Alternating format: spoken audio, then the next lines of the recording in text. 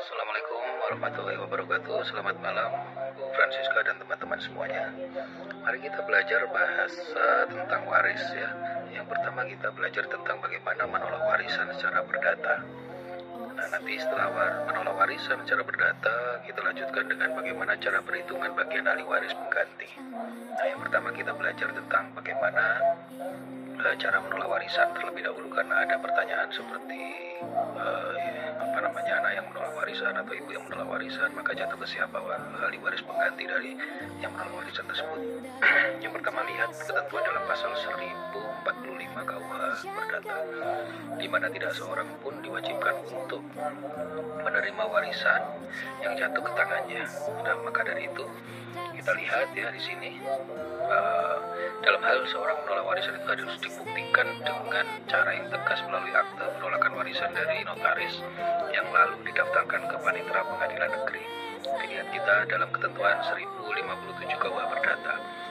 Lalu yang berikutnya, jika kita lihat dalam literatur tentang hukum waris menurut Satrio ya, yang saya kutip ini tentang judulnya hukum waris, maka mengatakan bahwasannya pernyataan penolakan warisan itu harus diberikan secara tertulis ya di pengadilan. Pernyataan tersebut dicatat dalam register yang bersangkutan. Nah, penolakan warisan ini tidak ada daluarsanya, pasal 1063 KUH Perdata. Tetapi dengan adanya daluarsa tersebut ya, yang menerima warisan ini telah melampaui dari 30 tahun, maka secara otomatis setelah 30 tahun itu berlalu, orang tersebut sama kedudukannya dengan orang yang menolak warisan. Ya, dengan kata lain, penolakan warisan tidak dapat dilakukan hanya untuk sebagian harta. Ya, yang mengibat orang tersebut dianggap tidak pernah menjadi ahli waris. Nah, sekarang bagaimana ketentuan dalam hal menolak warisan dan lalu berganti kepada bagian ahli waris pengganti ya. Dari ketentuan yang ada, sekarang kita belajar bagaimana cara hitung bagian ahli waris pengganti.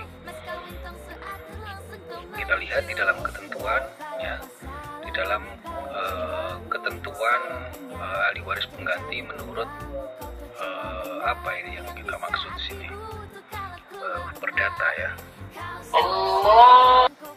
Kita lanjutkan Bapak Ibu sekalian terkait masalah ahli waris pengganti ya. Kita lihat bahwa bagian ahli waris menurut perdata itu ada 4 golongan ya. Jika kita lihat ketentuan ahli waris pengganti ini diatur di dalam pasal 841 dan 842 KUH Perdata ya. Jika dilihat dalam pasal 841 dan 842 KUH Perdata itu merupakan ahli waris karena penggantian tempat.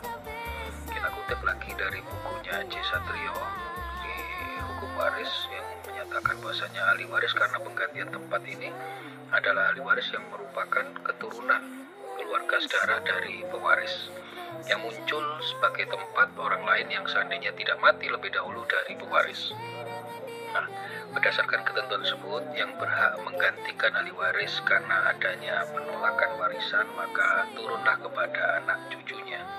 Jika ahli waris cucu tersebut menolak warisan atau anak tersebut menolak warisan, maka turunlah kepada cucunya.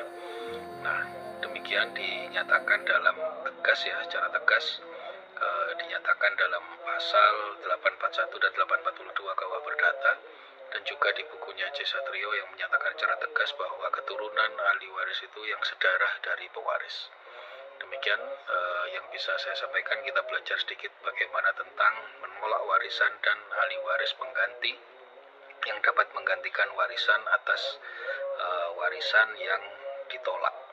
Demikian, semoga bermanfaat buat semuanya. Selamat malam dan selamat istirahat. Assalamualaikum warahmatullahi wabarakatuh.